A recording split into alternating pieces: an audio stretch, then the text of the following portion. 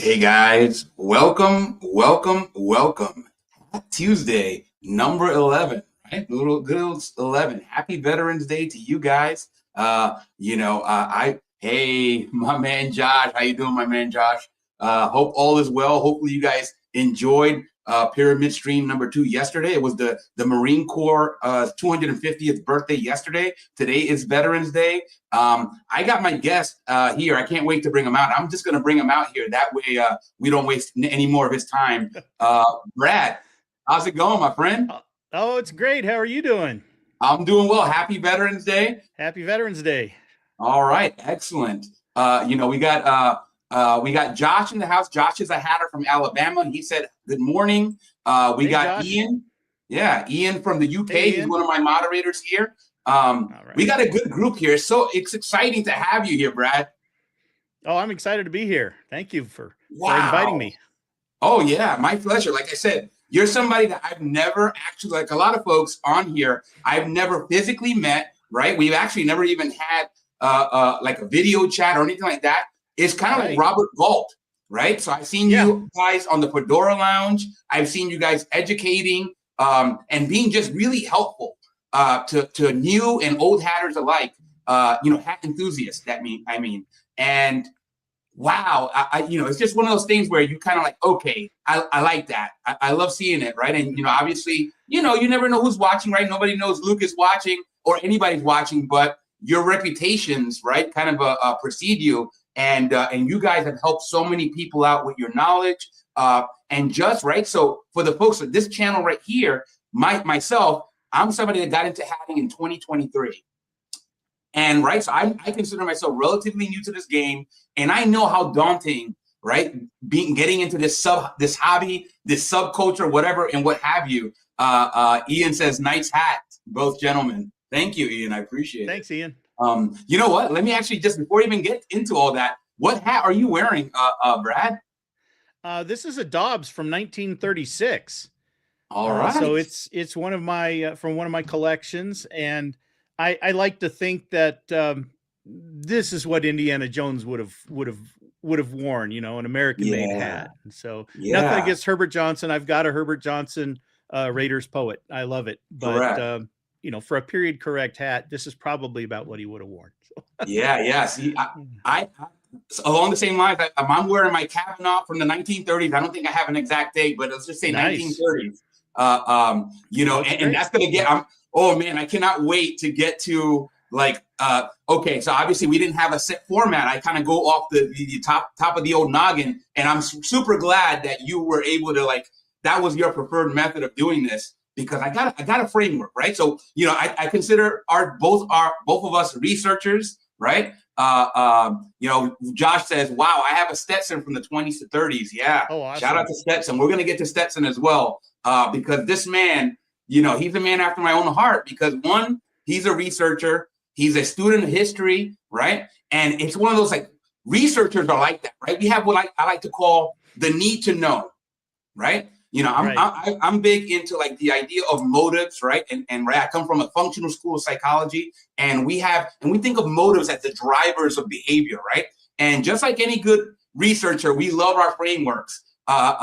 So I'm going to apply a framework to this here, right? So I mentioned this. Anybody that's watched my channel, and sorry if my voice is getting loud because I'm getting excited. Anybody that's watched my channel, right? Based on I've always talked about my Mount Rushmore of hatters in the U.S., right? And what I want to do is I want to share my Mount Rushmore. You probably already, some of you guys have already heard this, so it'll be, right? Repetition sometimes is good. Maybe Brad hasn't heard this, but hopefully this will apply a nice framework for our discussion. Because what I'd like to do is, and I do them in kind of in sequential order, right? Chronology is something that is a useful metric to apply kind of rules by, and I love chronology. So for me, right, I'll just start off with my Mount Rushmore for U.S. hatters, and I'm going to start off right with what a lot of folks credit as the originator, right? It's a Doc Benedict over on the left in 1780, Danbury, Connecticut, right?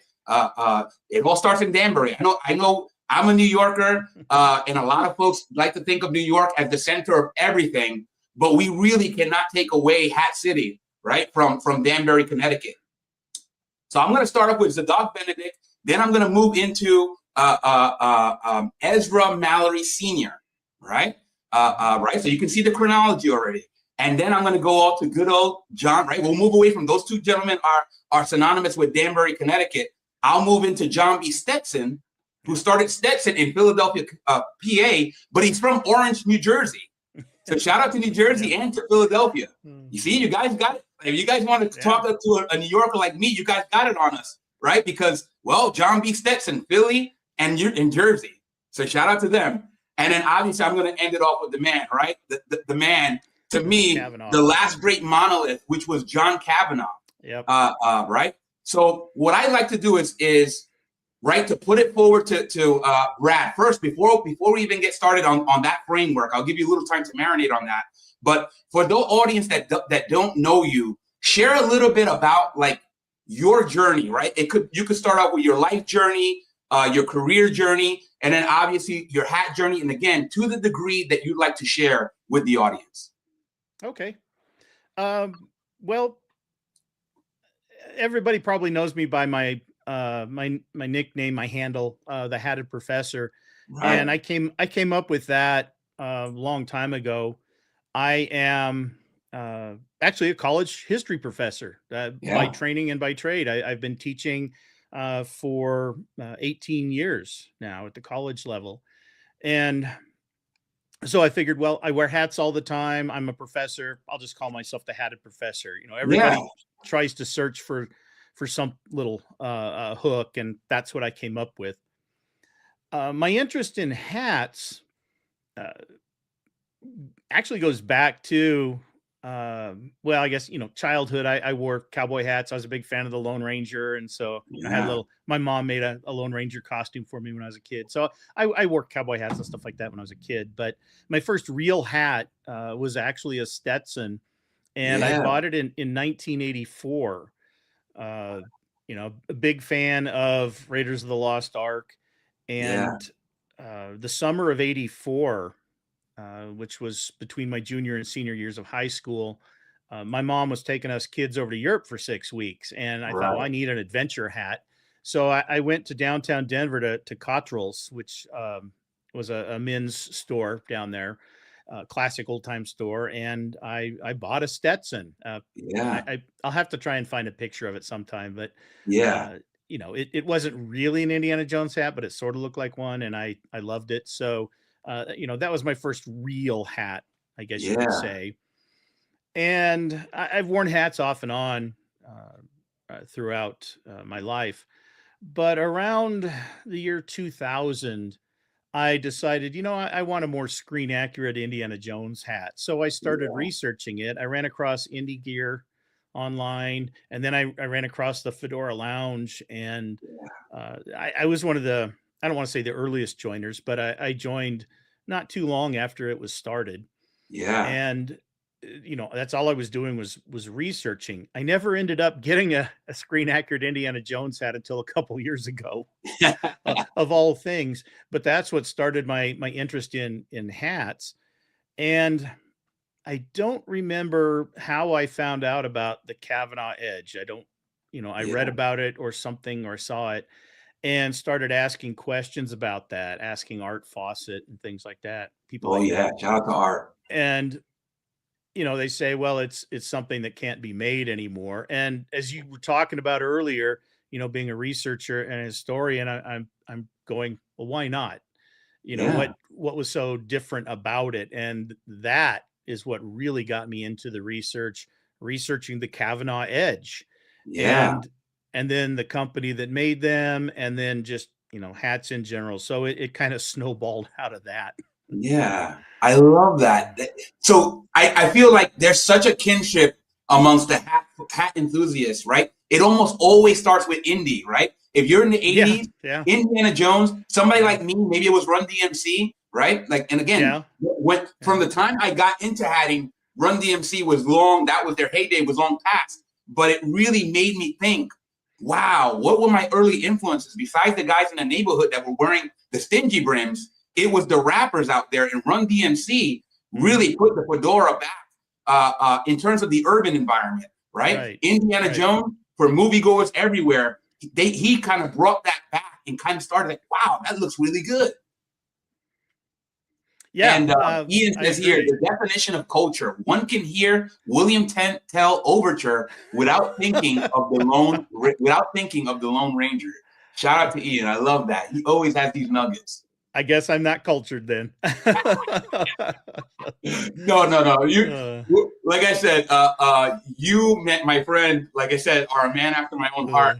And thank you for sharing some of that journey. So, I You're mean, welcome. I'm going to let you, again, based on my Mount Rushmore, I'll let you start off with Zadok Benedict, anything that we need to know up until Zadok Benedict in the U.S. And then obviously you can talk about Danbury, Connecticut, and then make your way. Anything that I've left out, maybe I've left out really, like, Luke, you really left out several important people, and I'll let you have that freedom based on my framework.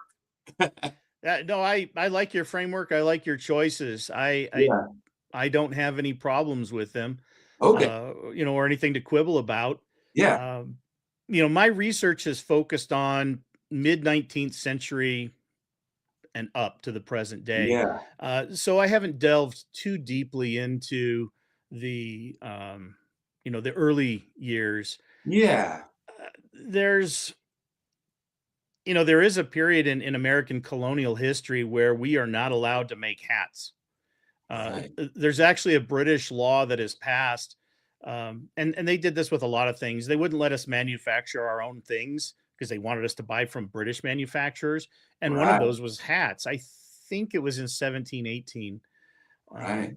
That didn't stop us from making them, but it was a very small and I don't want to say underground hatting industry up until after the American Revolution into the early Republic period. And that's when hatting does really start to take off as a real manufacturing industry. Right.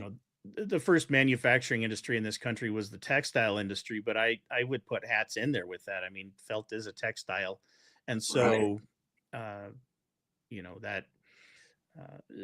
works. But what I'm also more fascinated about is, with the 19th century and the Industrial Revolution, the industrialization of the hatting industry, the mechanization, because that's what makes it, profitable. That's what makes it cost effective to turn out, dozens of hats a day or even more, depending on the size of your factory. And that, that really does help spread the hat market. Because, hatters mostly were just making hats for their local community. And, then Danbury comes along and, Mallory and then later Stetson. Where you can turn out enough hats that you're thinking bigger and you're looking at a much wider regional market.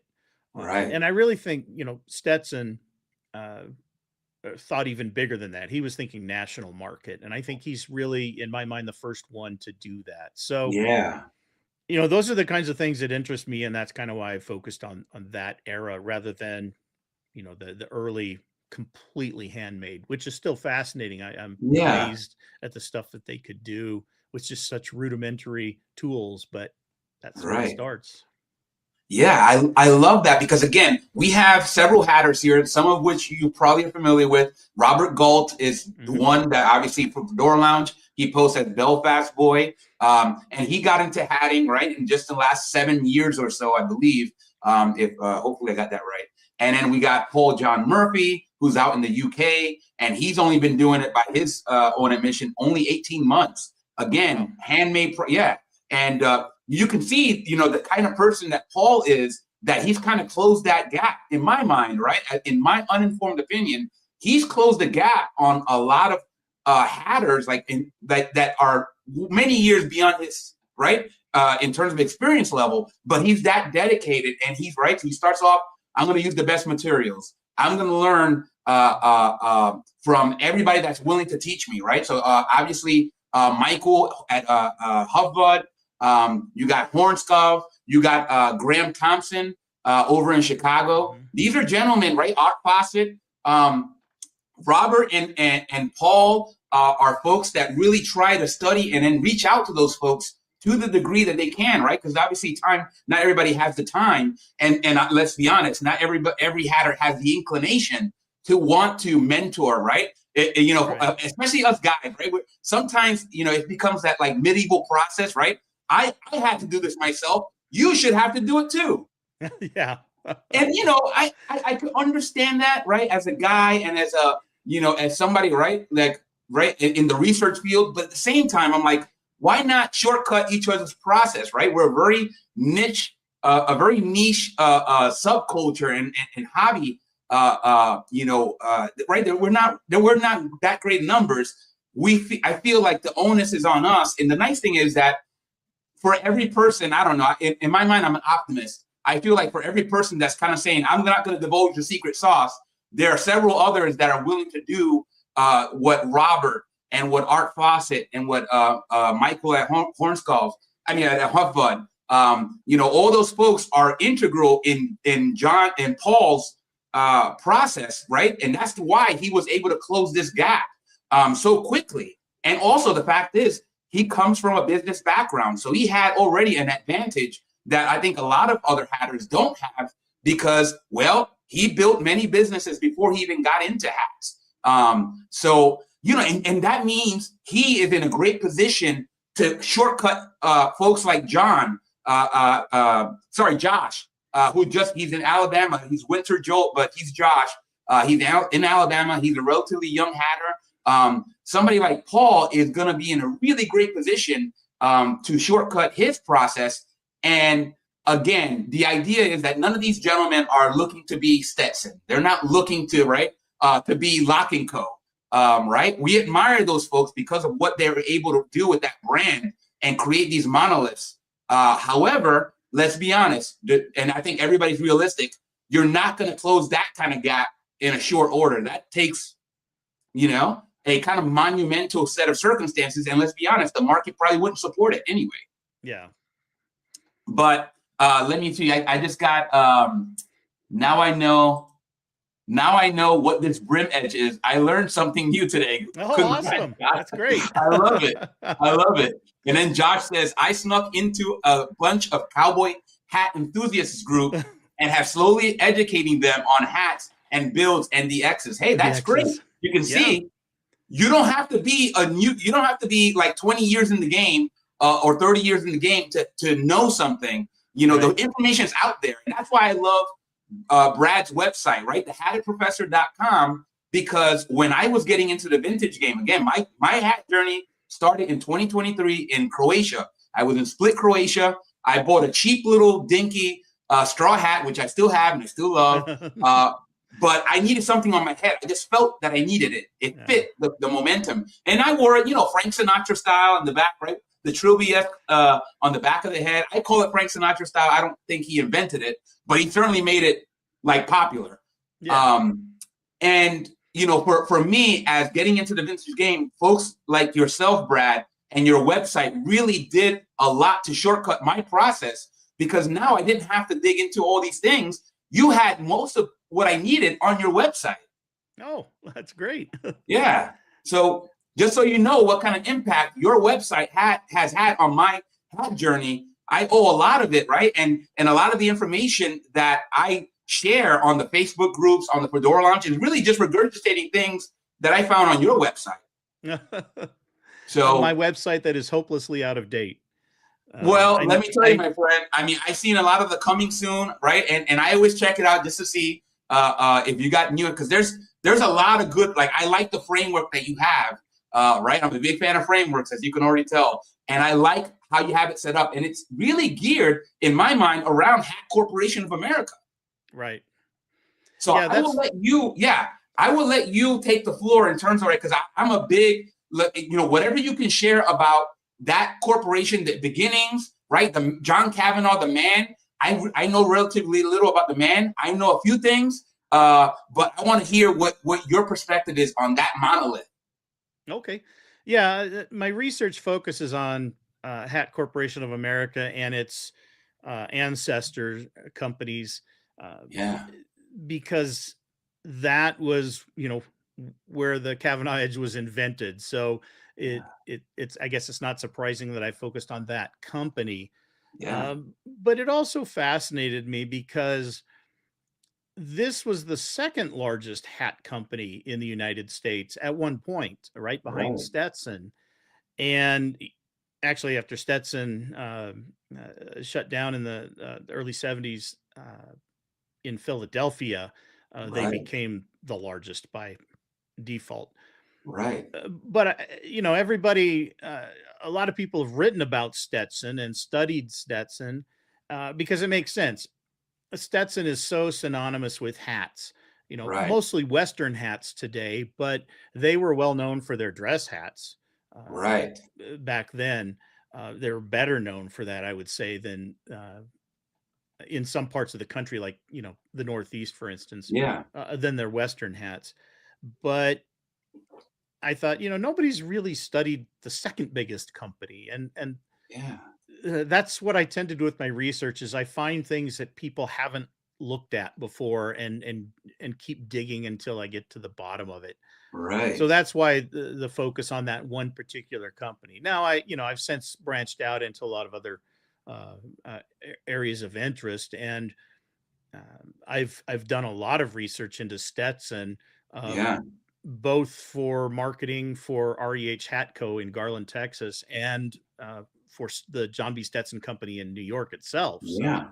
um, I'm not just an HCA guy, but Yeah. Yeah. uh, I was fascinated by the Kavanaugh Edge, the fact that there are no visible stitches in it, and usually the stitches are taken out before the felting is finished. Sometimes they Right. could be left in, but most the Kavanaugh Company brand never did that. Yeah. And John Kavanaugh is the one that came up with that particular process, Yeah. and he's just an amazing guy. I want to give credit though to Andrew Crowfoot and James Knapp, who started the Crowfoot Knapp Company, who Right. hired John Kavanaugh. Yeah. Yeah. They Knapp was his started. mentor, I believe. What's that? I believe Oh, Knapp was yep, John Kavanaugh's mentor, from yes, what I've read. yep. Knapp was his mentor. Uh, he started the company in 1858, so it actually predates Stetson by Right. 7 years, and you know built it up into a fairly large company in a short period of time. I mean, so did Stetson. It was just Right. uh, a time for massive growth in the hatting industry because you had a growing population, especially with immigration, during the last half of the 19th century, and everybody was wearing hats. So Right. the industrialization of the factories in that era is really what made that possible. But um, with Kavanaugh, he starts off uh, carrying the hot coals to heat the irons in the Right. factory, and works his way up to president, and then an Right. owner, part owner of the company. So it's that classic, American story. I don't want to say rags to riches, but it kind of is, Yeah. where he works his way up, and it's a story that you don't ever hear anymore because those kinds of things don't happen. But Right. his mind was so attuned to the hat making process and so technical that he filed lots and lots of patents. Now, Right. whether he had help with the patents, I don't know. Those are one of those things that tend to get lost in history, that people will put their name on a patent, Yeah. especially if you are general manager, vice president, president, whatever. But no, he did take a hands-on approach. He was known, even as vice president and president, uh, to get on the factory floor and just start helping out, and Yeah. keep his hand in the game rather than just running the company. Right. Uh, and so he always fascinated me with the ability to do the things that he did, and all of the improvements he was always trying to make with hat manufacturing. But all the companies did this. They're always looking for an edge. What's the next thing Right. that we can come up with that will improve our hats, that will make people want to buy them? Right. So the fact that he kept doing that, well into his later years, is just astounding to me. Yeah. And and then he faces the challenges of the economy with the Great Depression, by restructuring the company. You get, Right. Crowfoot Knapp. In 1928, he founded his own division of his company, the Kavanaugh Right. brand, and opened an exclusive store there on Park Avenue. He combined, Crowfoot Knapp and Kavanaugh and the Dobbs brand, which he had a hand in creating the Dobbs brand in 1908, Right. and turning it into their most popular brand. Right. And then in 1932, in the depths of the Depression, to help save companies, they merged with Knox and Dunlap, Done two that. big hatters out of New York that Yeah. they had merged themselves earlier, and Right. created the Hat Corporation of America. Yeah. It What's funny is that the original name for it, and it was just this for a short time, was General Hats. Uh, because the idea of General Electric, General Motors, all of these different Right. combinations of companies, General was just I guess seemed a good fit, but Yeah. uh, I guess they changed their mind very quickly and went with Hat Corporation of America, and so that's what it was known as all the way up until the end. Yeah. Um, And it really does remind one of like General Motors, right? In terms of the brand, right. right? So for myself, the way I look at somebody like John Kavanaugh, he was somebody that really recognized the power of branding. And right, he had his brands positioned, right. You had Kavanaugh and Dunlap somewhere on top there. And then at some point, I believe Champ was acquired, right, in terms of the brand. I could be wrong. I'll leave that up to you. He positioned Champ as the value line, and I think that was based on Adam Hats. I think Adam Hats was a company that was out of St. Louis, I believe, and it predates Kavanaugh's foray into Champ. And I got to think somebody like Kavanaugh was looking at Adam Hats and saying, "I want that market. I want that entry level market." And then he positioned Champ right in there. I believe that's correct. Brad, what do you think about that? Well, it's kind of actually the other way around. All right. John Kavanaugh is gone by this time. Got it. We're talking 1956. And what happened is that Champ, run by the Selesky brothers, especially Charles Selesky, Champ acquired Hat Corporation of America. Ah, So you have the small company buying the larger company. wow. And Charles Selesky was the one that, he knew that Champ could never compete with Kavanaugh or Dobbs, but it Yeah. was part of their line. So it was, like you said, their value line. Yeah. And they really, at that point, the Selesky brothers in 1956, 57, really did borrow the concept from General Motors, even though, Crowfoot Knapp, Kavanaugh, Dobbs had tiers or hierarchies Yeah. in their hatting. Kavanaugh's high end. When Knox came in, it was one of the high end hats. Right. Dobbs was their, yeah, it was mid tier, even Right. though they had some higher end Dobbses later on. But Dobbs, when it was created, was originally designed for young men. It was positioned to get guys in their 20s into wearing hats. Crowfoot and Knapp, while that had at one time been the only brand up until 1908, and had, top of the line to value models, it fell down in the hierarchy as well. Right. So, they had always had that kind of hierarchy, but then all the hat manufacturers did this. Right. When the Seleskys took over, they really did play into that idea that the General Motors did, where you'll start off with a Champ hat, then you'll work your way up to perhaps Dobbs, and then you'll get maybe a Knox or a Dunlap, and then you'll get a Kavanaugh. Once you've made it, John Kavanaugh really did position that hat for the wealthy and the elite in society. And that's why they tended to be more expensive. That's why they were so exclusive. That's why the Prince of Wales was a customer. And General Douglas MacArthur was a customer. All of these, a lot of famous people were Kavanaugh customers and come to the shop on Park Avenue to be custom fitted. Right. But Champ kept that hierarchy and really did play into it.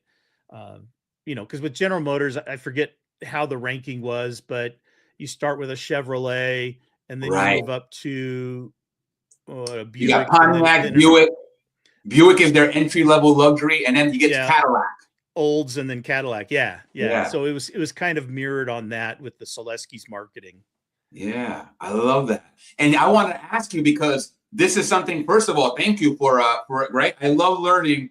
So this is why I was so geeked out about having you on here. I'm like, wow, it's like, I get to have a professor to ask questions to. And let's see what Josh says here. Chevy, Pontiac, Olds, and Caddy. Cadillac, yeah. And then Buick is somewhere right before Caddy, because I think Buick is like kind of near luxury, right? And then Josh would say, learning so much. Love it. This is what it's all about. So my next question is, we talked about a lot of these brands, and one, because I had a Lord's hat by a brand called Berg. And that I have found very little information on the brand Berg, and I just wanted to pose it to you to see what you could tell us about the brand Berg and where it fit into all this and when. That's a good question, and I know I have information about Berg in my research. I can't remember, because it's been so long since I looked at the website. If I've even written anything about it. It was. The HCA had several smaller brands that they had acquired over the years, and Berg is one of those. Brent is one of those. I'm trying to think if there were some others, and they were always smaller brands for them. They weren't anything to compete with their big names. I'm sorry, I don't remember off the top of my head where Berg comes in. I know I've got it in my research, and I'll have to go back and look for you, and I can answer that next time. No worries, that sounds great. And the thing about it, because very similar to GM, right? GM had brands that you experimented with, like I think Saturn was one of them, right? A lot of folks don't remember Saturn was a GM brand, and I had in my mind, because I always had the GM model when it came to Hat Corporation of America. I'm like, okay, Berg was in there somewhere. Maybe it was a kind of an experimental brand. It could have been something, okay, we're going to try this out and see how the market plays out. But just like any good corporation, any good conglomerate, right? You go and you put out the brand, you put out the product, and then you see how well it does, right? Maybe it's cannibalizing some of your own brands, in which case they're like, forget about that, we're going to axe it. And that, in my mind, right, like we create stories. I created a story in my head that Berg must have been one of those brands that they put out there, tried it out, but it didn't play well with the other brands, and they said, well, no more. Well, they did keep it for a long time. Gotcha. I don't know when the last branded Berg or even a Brent hat was made, but it was in the 60s. Gotcha. And I kind of feel like maybe they had too many brands. That they should have jettisoned things like Berg and Brent and just focused on what they had. But I'm sure the Selesky's had a good reason for continuing those lines. They must have been good sellers in some market or another. Right. But it is, those are interesting brands because they are so small, and in a way that makes them rare. You don't find as many of them anymore. Right. And so they're rarer than their bigger names. Yeah. And it's very similar to Dalton, the brand Dalton, which eventually got sold, right? Only because I have a vintage hat that was represented by a company, Men's Hat Corporation of Baltimore, something like that. where I believe the Dalton brand was sold to this company, and they were based out of Baltimore, and they put out hats for a few years because essentially right when we started seeing hat companies disappearing, that was when that men's hat or Baltimore disappeared, and there's very little information out there. So I thought it made me love the hat that much more. And I picked it up not far from Baltimore. So I'm like, okay, somebody here. Yeah. And this is gets me, and you can see the smile on my face because this gets me into like the idea of, right, there's so many kinds of hat nerds out there, right? There's folks that only buy custom hats, right? They wouldn't be caught dead in a hat somebody else wore, right? And then there are those of us that really, like, for us, and I'm kind of in between now, right? Because I now have some hats here, right? Paul has blessed me with some hats. Brian Ford with a couple hats. I've now gotten a taste of some of like the made for me hats, and I feel like I'm straddling both of those worlds, and I can see the allure of both of them. But at the same time, I'm still like my heart still belongs to the vintage. There's just something about the idea of a story, of a history, of a provenance, right? And I don't know how much you relate to that. I feel like you know, given the smile I'm seeing, you can probably relate to. But tell me what you think about that idea and that duality. I don't think there's anything wrong with it. If you are a fan of custom-made hats and that's all you want to wear, that's great. You're wearing hats. You're supporting the hatting industry or the hatters. Right. Those of us that are into the vintage hats, in a way, we're saving them. Because hats were something that when you were done with it, you threw away. Just like so much of of our society. And so a lot of them haven't survived to the 21st century, but that makes them, as you said, even more special because they are now rare, and it gives researchers like us a chance to, hold a piece of history, to look at and figure out how things were made back then and the differences between the way hats were made then and the way they're made now. I've got a Kavanaugh Derby from the 1940s that was owned by a Chicago attorney who was a civil rights attorney. And, things like that, just, those kind of stories that you can actually connect to a hat, because most of the time you cannot connect a story. If there's a man's initials in their hat or their name or something, that helps and you can try and figure it out. Or if you acquire it from the family that had owned it, it was my grandfather's hat or whatever. You can get those stories, but most of the hats, you don't know the story. And so when you do get those little tidbits, that makes them even more exciting. Yeah, and I love that because I had that, obviously every vintage hat nerd has had that experience if you do it for any decent amount of time. And I just remember the one hat that stood out, and that hat's no longer with me because, I'm a big believer in that. I'm a temporary owner of a lot of my hats. Sometimes somebody will come across and say, I want that hat. And I'm like, okay, well, throw me a number, right? Throw me a number. And if I determine that you want it more than I do, meaning you were willing to pay more than I did, well, then it's yours, right? Yeah. And there was one gentleman, I sold a couple hats to him already. He's a gentleman in Utah. And the gentleman, the very first hat that he bought from me, again, he saw me on the Facebook groups. He said, hey, do you sell hats? I'm like, well, I guess, right? It's like, I don't consider myself a hat seller, but yeah, I'm willing to sell a hat. Are you interested? Yeah. And he pointed out this hat. It was a Knox hat that I picked up in New Jersey from a woman, and it was a couple, and it was the wife's uncle who passed away and had several fine hats. I really only was interested in one of them, and to listen to her describe it was her Uncle Vinny. And he's like, oh man, Uncle Vinny. Matter of fact, and then she looked at me and said, you guys were getting along. Like he was a sharp dresser. Nice. And I'm like, oh my gosh, Uncle Vinny. Like he's now my Uncle Vinny.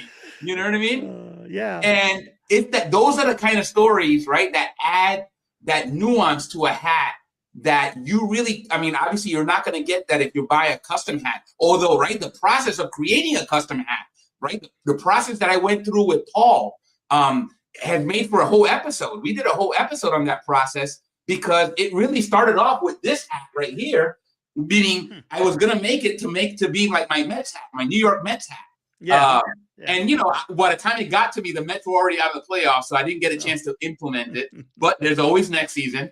And it really, the beautiful part was not so much that, it's how this hat came about, because I was perusing this hat and it didn't look like this. It was all black. You can see Paul's video and his description because he's a lot more eloquent than I am.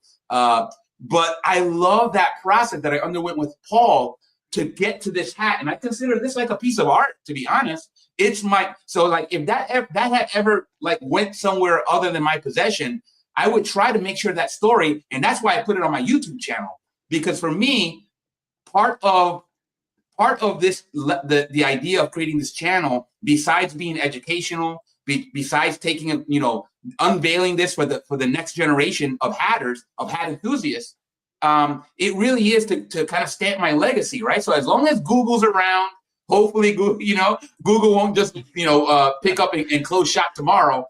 Yeah. My videos will live for as long as at least Google lives and YouTube lives. And it's there so that you guys can get a flavor. Oh, I saw that video on Luke's hat.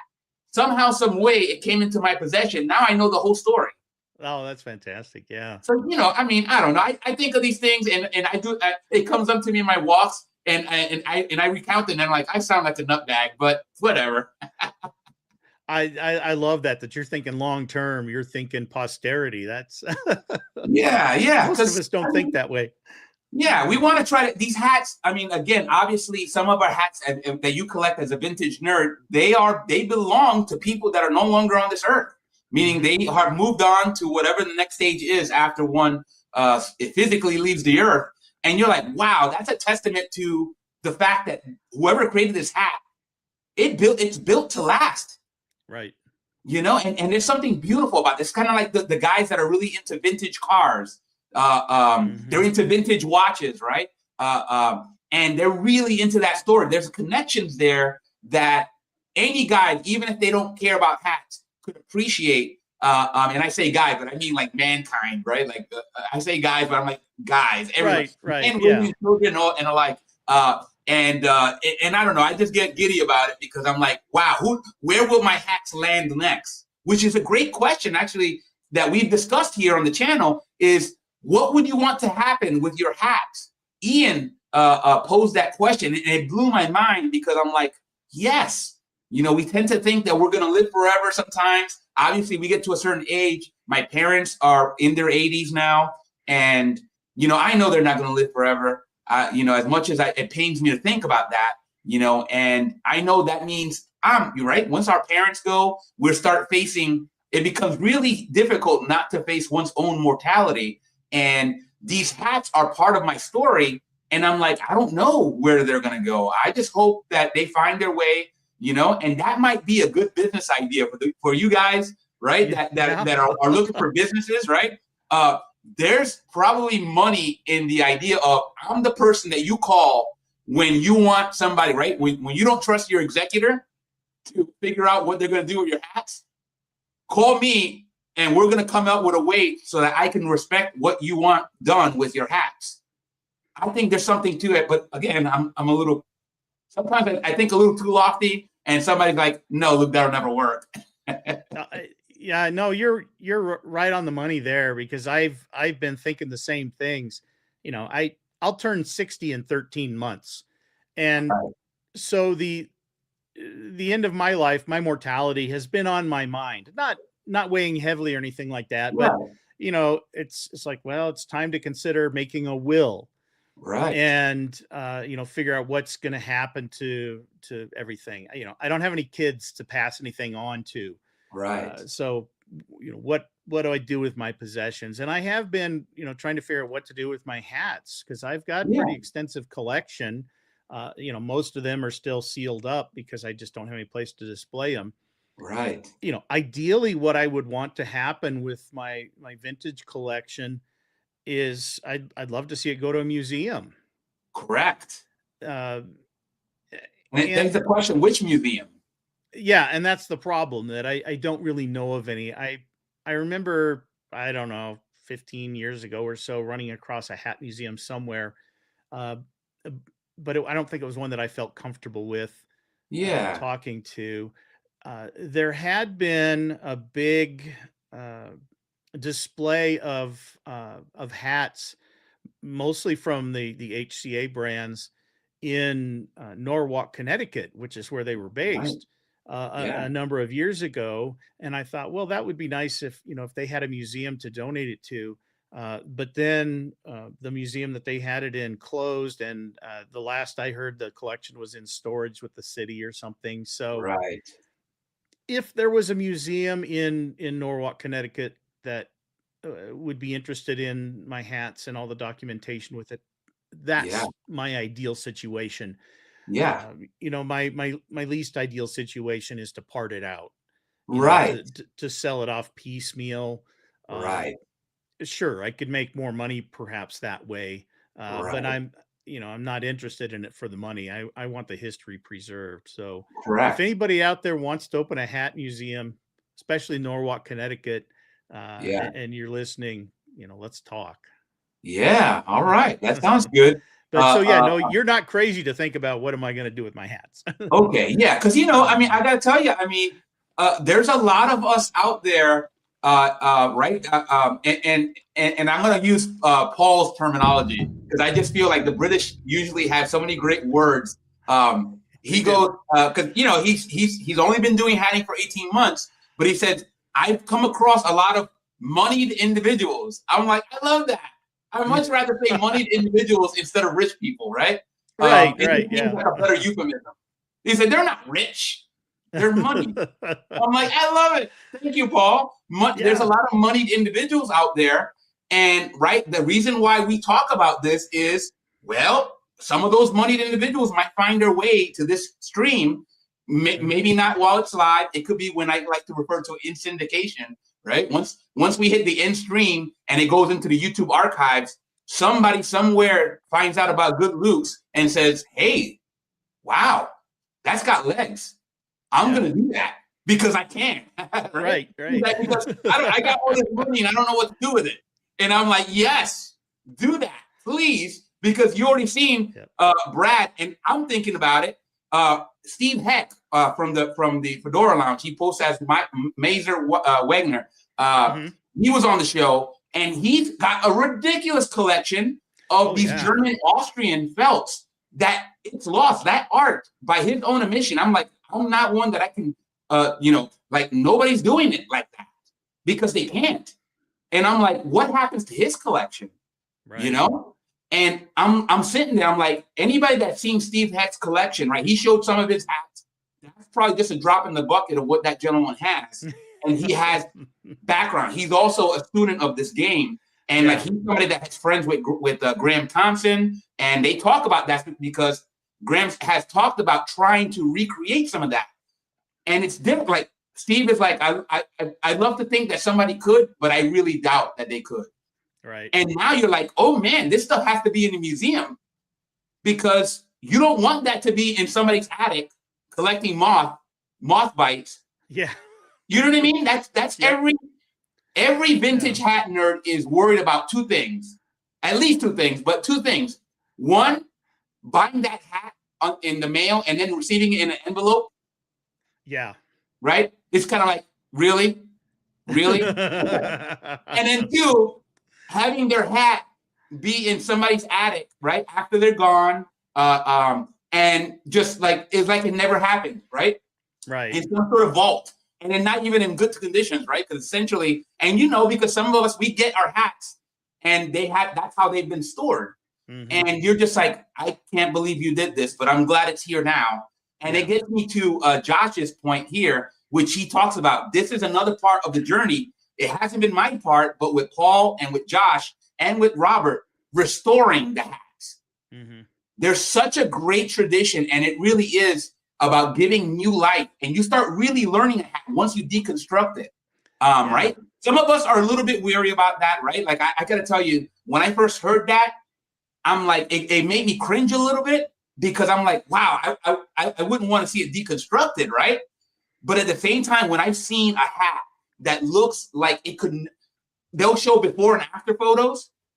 Brad, it doesn't even look like the same hat. I know. And it looks like, right, this is a hat that you would not touch, right? Like if I saw this hat, I'm like, I'm not buying it. To a hat that you're like, I don't know if I have enough money to give you to get that hat from you. And it's so beautiful, so beautiful. And it starts off that way in a lot of our hatters, right? Josh is one of them. Robert, Paul is one of them. They start off. The idea is I started off in the vintage game. I couldn't find what I needed, right? Maybe my head's too big, right? Because that's a big problem for folks that have bigger noggins. A lot of the vintage hats, because hats shrink, they'll say it's this size, but by the time it gets to you, it no longer is that size. In which case, you got to do something to it to make it fit. And so that's part of the restoration process. And then at some point, they're like, well, I'm just going to start making these bad boys. And now you got a new hatter. You can see how it starts off, that natural order things. And I feel like that's a framework that I could apply right there about the process of how one becomes a hat enthusiast and then kind of gets to to me, kind of like the pinnacle of being a hat maker. And it's a beautiful thing. It's a beautiful thing to witness, to hear about. I never get tired about hearing about it. And again, the nice thing is that because we have hatters here that are doing it, and some of them are doing pretty well. I don't think we have had a hatter here whose bread and butter, meaning that their livelihood depends on hatting, right? I just feel like that's not an accident, right? It has something to do with what we discussed, which is to really make a career out of it, like to make money on this thing, to support a employees, to support overhead. You would have to get really heavy into machinery. But somebody like Paul, I feel like Paul is special in that Paul's got, like, he's not trying to become Lock & Co. He knows that he can't do that right there, but he's realistic. But he's trying to say, okay, where is that middle ground between the guy that makes the hats, right, by hand, completely by hand, and Lock & Co. and Stetson? Where's that somewhere in that middle that I can go and I can reach? And then once I reach there, how can I teach other hatters to get to that point and maybe even surpass me? Right. That's the idea, right? Each one, right? And stand on the shoulders of giants. And I'm sorry, I'm not getting a little verbose here. I get excited. I'm enjoying it. So yeah. But this is the hope. This is the hope of everybody that does this, right? You're not going to get into this thing to get rich, right? If you do, right? Like somebody like Graham Thompson, he sells some ridiculously, like those are milestone hats. You don't just buy like, I mean, I don't know. I just feel like maybe somebody does just only buy a Grant Thompson hat, Optimo, right? They just buy Optimos. I'm like, man, God bless you that you have that kind of scratch. But those for me are milestone hats. You don't buy those because, you do them because you just made partner. Maybe you just got married. Something big happened in your life and you want to commemorate it, not with the car, not with the fine watch, maybe with the fine hat. And that's how hatters these days, in my mind, that are custom making these things, they're doing that and providing that service, but they're not going to support a big family, and they're not going to support employees, or at least a lot of them, with that kind of model, because it doesn't scale. It, like Robert mentioned here, Robert Galt, he's like, this is a business that's really difficult to scale. So you have to have other motives for doing it. And that's okay, as long as you don't go in there thinking you're going to become Stetson overnight. And, and I say this, I fully say this knowing the idea of never say never, right? Because, right, we've had a lot of people out there, who would have laughed, right? Think about all the folks that laughed at Jeff Bezos when he said, I'm going to open up a bookstore, an online bookstore. Yeah. And they probably laughed in his face. And he's like, okay, well, watch this. They're not and he did it. Now. Yeah. And look at him now, right? It's like, yeah. Who am I to say that you can't do this, right? I don't know what I don't know. And I'm like, you figure it out, and I'm going to enjoy watching that. Hopefully I'm still alive, and I can love reading about that story.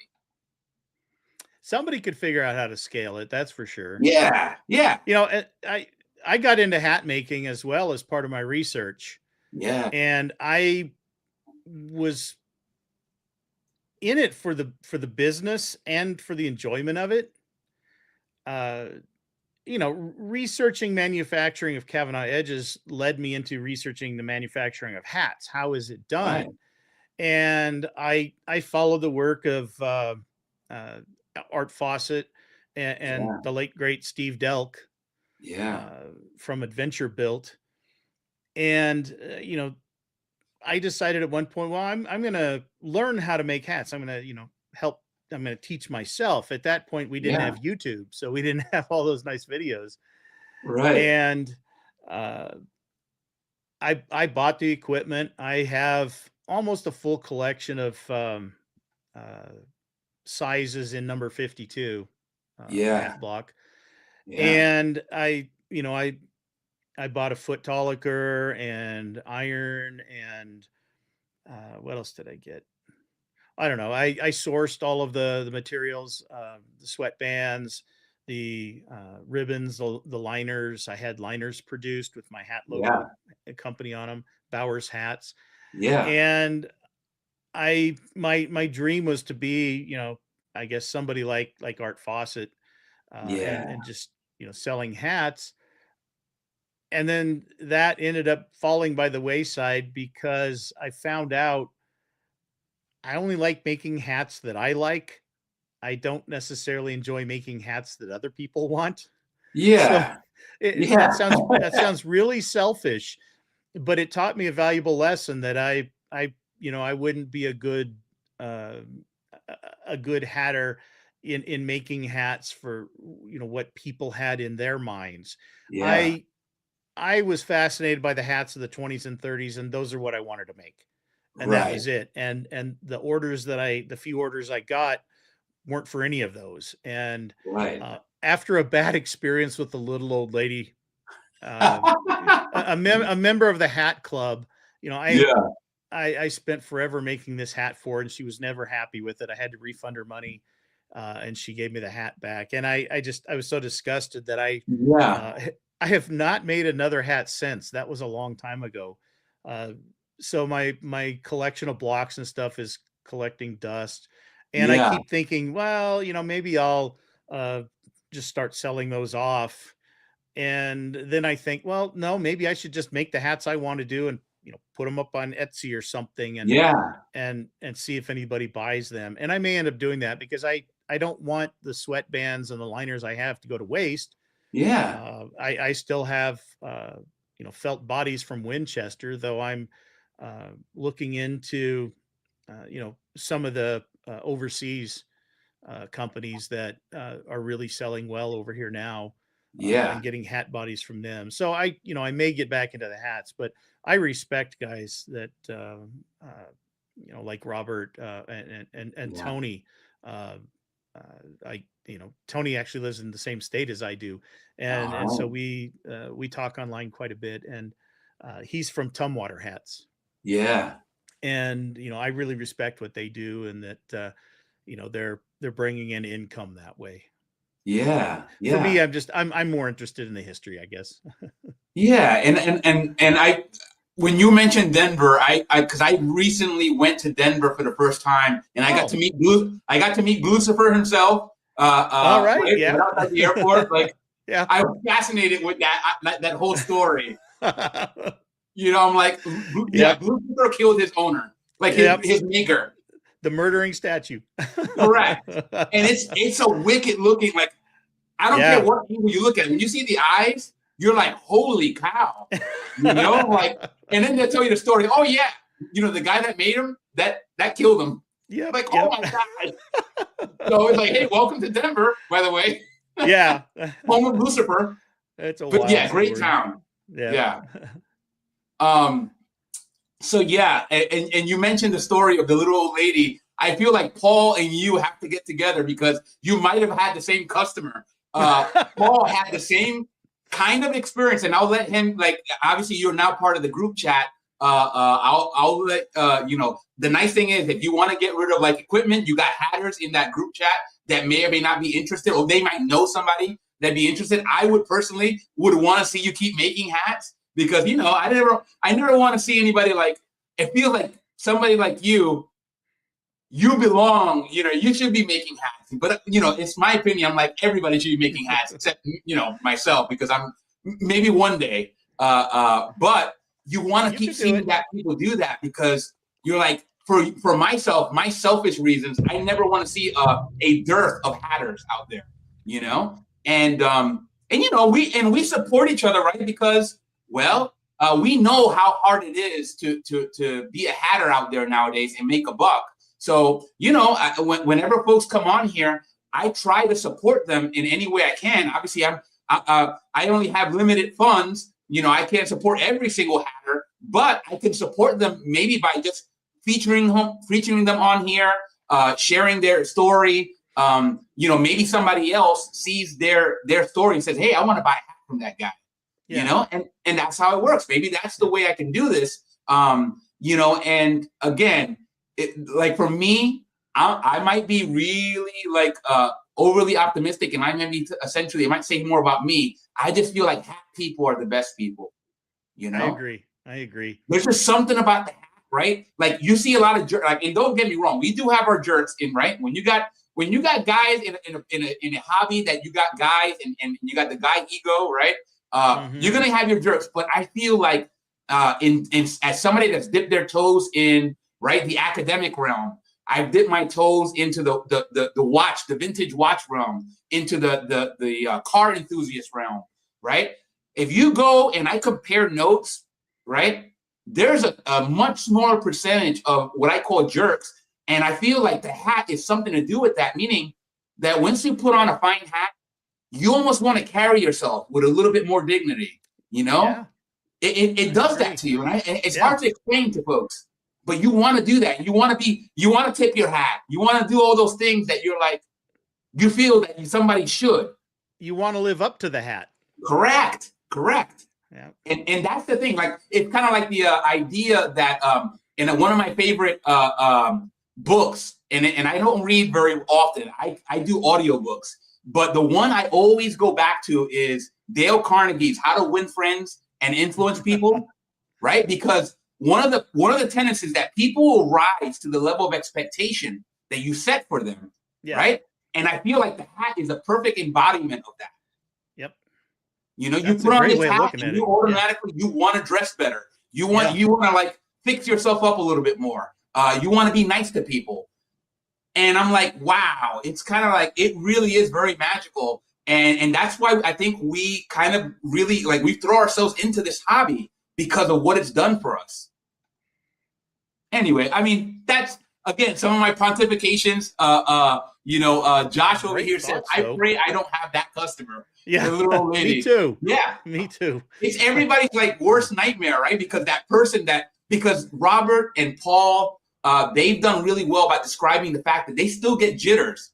Especially Robert, who's been doing it for 7 years, he still gets jitters when he sends out a hat because he's worried that it's not going to fit or something else, some other detail he got wrong. Oh yeah, that's understandable.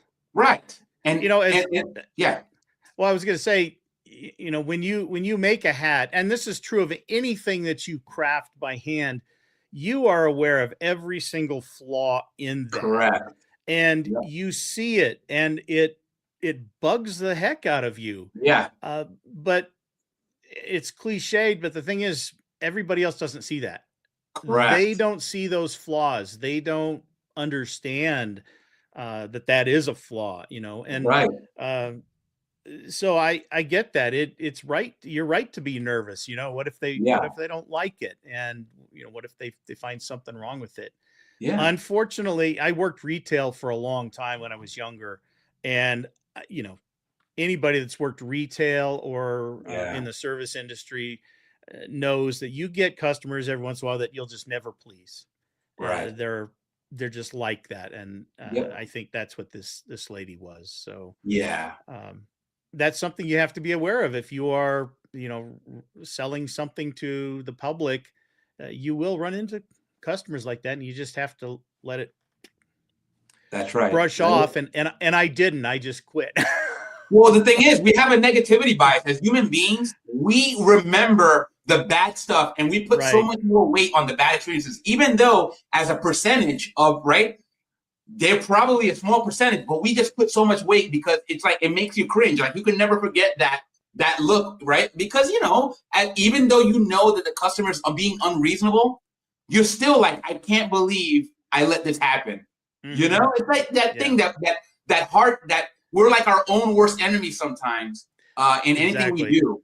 Yeah, it's like, I can't believe I screwed up. And anybody that's been a son, right? Knows that look of disappointment. I talked about it yesterday with my brother, and like look of disappointment when you saw, and maybe it was your dad or your mom, and you knew that you did something wrong, and they were being heavy-handed, right? You knew that, Right. like, you knew that your parents were overreacting, but at the same time, you're like, I can't believe I let this happen. Yeah. I don't know. It's just that universality of the human experience that really gets me. That's what makes me tick. And we already over an hour. So what I'm going to do, we talked about the past, we talked about the present.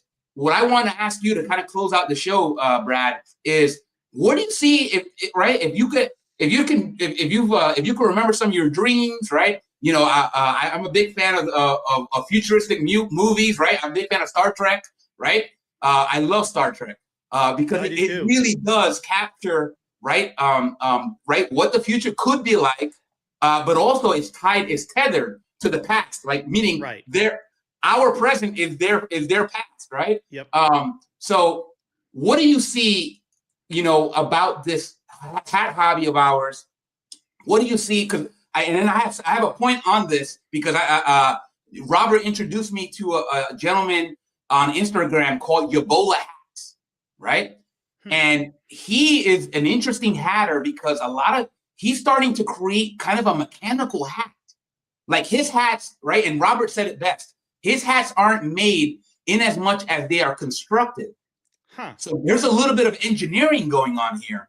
And I'm like, wow, I would have, like, unless I saw it with for my own eyes, I would like, wow. So for me, that's futuristic to me, right? Even though he's doing it in the now, but right, somebody else is going to look at that and say, I want to do that, but really do it, right? Because as men, right, and we're male-dominated hobby, right? We're fascinated with machines, right? That's why we're into watches, we're into cars, right? Machines really make things, guns. We're really fascinated with machines. So I'm like, yes, naturally, the mechanical hat is the complicated hat that's going to be like the complicated watch is going to be really the next big thing. But I want to pose that to you, like, what do you see in the future for this hat hobby of ours, maybe 10, 15, 20 years from now? That's a big question. That is a big question. It's one that I haven't given a lot of thought to, but you just mentioning mechanical hats made me think of that old, I haven't seen it in a long time, but a patent for a mechanical hat tipper where it would, raise your hat for you. Oh, that's awesome. So I just can't imagine what a mechanical hat. You'll have to educate me more about that. Yes, Yabola Hats, and obviously I'll share the link to his Instagram. I believe he's not on Facebook, but he's on Instagram. Okay. And I'm not on Instagram, so I don't know if I'll be able to figure it out. Like I said, Josh is also an IT person. His career, so Josh will figure out how to bring the Instagram to that group chat. Okay. All right. So but this is like, for me, like when you mentioned the mechanical hat tipper, I automatically thought Inspector Gadget. Right. Yep. It's like go Gadget, right? Yep. I don't know. I love that stuff. It makes me feel like just the idea that could have existed and that somebody was thinking of that makes me really happy. So, Well, to get back to your question, I have been really amazed over the past 20 years, the growth of the independent hatting industry. And I think in large part it's due to, sites like Indie Gear and the Fedora Lounge, and the Fedora Chronicles is one. And I know there's probably some others that I'm not aware of. And maybe there's stuff on Reddit. I'm not on Reddit, so I don't know. Right. But then especially YouTube, that, now with our technology, we have the ability to share our knowledge, and it's leading people like myself, like Paul, like Robert, into learning how to make hats. for whatever reason, whether you like the history, whether you want to preserve the craft, whether you're just trying to make some money at something you enjoy doing, it Right. doesn't really matter. And that's a positive, Yeah. because we've heard for so long about the death of the hatting industry. We've been hearing that for 70, 80 years. Right. And it's true that the hatting industry is not what it used to be Right. in the previous century. But actually, the idea of headwear has never gone away. Right. It's the point I like making, is that people that wear ball caps are still wearing something on their head. Correct. And so headwear itself has not gone away. It's just the fashion has changed, that people aren't wearing hats. And the fact that more people are getting into making felt hats Right. gives me hope that maybe more people will wear them in the future. And we've seen all kinds of new directions in the hats. Right. For instance, on some of your earlier shows, you were talking about festival hats, and that was a term I Yeah. hadn't heard, and I hadn't thought about. But I see these on Facebook Yeah. quite a bit, and hey, a hat's a hat, and you enjoy wearing it, you enjoy making it, go ahead. Yeah. So it gives me hope for the future of hatting. Right. And so I think definitely with independent hatters and small shops, um, I think there's a future for that, and at least it'll be steady or stable, if not Yeah. continue to grow. Uh, what's going to happen with big manufacturers? That's that's a different story. They're all struggling with economic realities these days. Yeah. We saw with RHE Hat Co. Um, when they shut down their felting plant, Right. and the issues that they're dealing with, not just current economic situation, but um, it is if you are a major industry like that, you are going to be faced with tougher decisions perhaps than a Right. small independent hatter. So maybe the Yeah. small independent hatters are the future of the hatting industry. Correct. It's like microbreweries, right? The idea of Right. people brewing at home.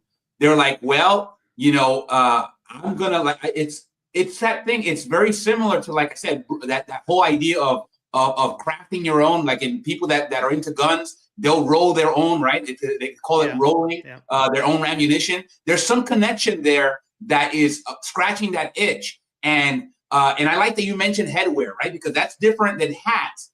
Right? For me, I take it even a step further. So the way somebody styles one's hair is a form of headwear, right? To me, right? We know Kennedy was somebody that he had he had product in his hair. He styled his hair a certain way, right? Mm-hmm. Eventually, we got into the thing where the hippies would wear their long hair, right, as a kind of a part of the movement. Then we got into the 80s, started getting mohawks, people coloring their hair, right?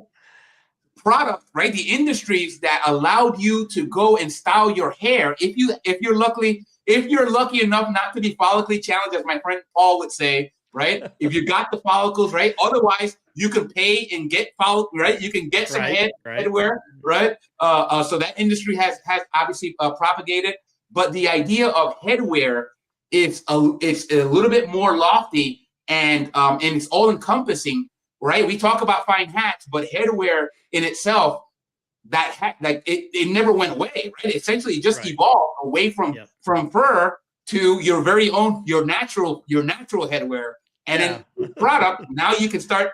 Oh, I'm gonna show you. I'm gonna show the world. Right, I call it signaling theory. Right, I mean, I didn't invent that. That just exists. Right, how do I want to communicate to the world the type of person I am based on how I dress and how I style my hair? Right, and if you don't want to do that, then you always have a fine hat that you can use to communicate. What we do. Yeah. So that's how we signal. Exactly. So, Brad, wow, this is you made my day. You made my week. Obviously, I really enjoyed talking with you. Oh, thank you, my friend. Thank you. You're welcome here anytime. If you have a topic that you want to cover, again, I have the ability to create a show anytime, thanks to StreamYard. So don't feel like you're tethered to 11 a.m. Eastern. I go live on Hat Tuesdays, which is like kind of open hat discussion. Fedora Fridays. I now have a pyramid stream, so I can talk about basically anything. And then I have Hat Chat. I have basically any means for anybody that wants to come on here, or maybe you know somebody that, you know what, Luke, this gentleman or this person that I know would love to be on your show. They're always welcome here, because I'm basically just the online version of Cheers, right? Where everybody knows your name and they're always glad you came. So Josh says here, this has been a great stream, and I agree. Well, thanks, Josh. Yeah. So I'm going to do our call signal, which is support. I'm gonna put the banner out there for Brad and his website. You can also find him on the Fedora Lounge. You can find him on Facebook.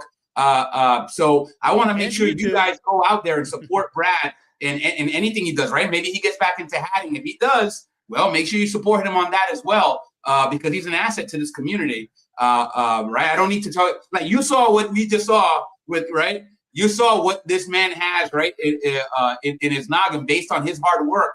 And he's shortcutted my process.